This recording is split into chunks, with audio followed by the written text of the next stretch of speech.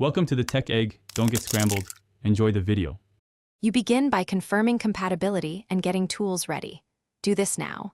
Insert fresh batteries into the new first alert detector and power it on. You want a solid green status light. Once done, position the new unit within 3 to 6 meters of the main alarm or base module to ensure reliable pairing.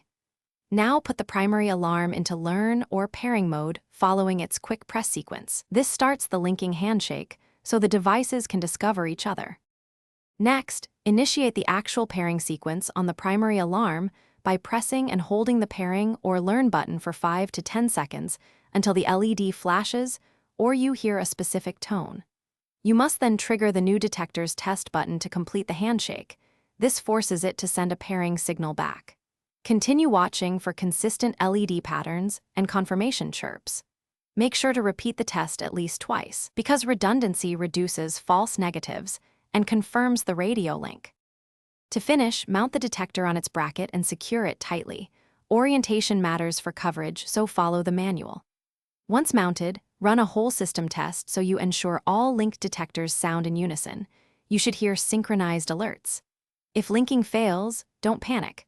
Replace batteries in both units, move them closer and retry pairing, or perform a factory reset on the primary, then repeat the process. One key tip: noisy RF environments may require temporary relocation while pairing. Thanks for watching. Consider subscribing if I helped unscramble your problems.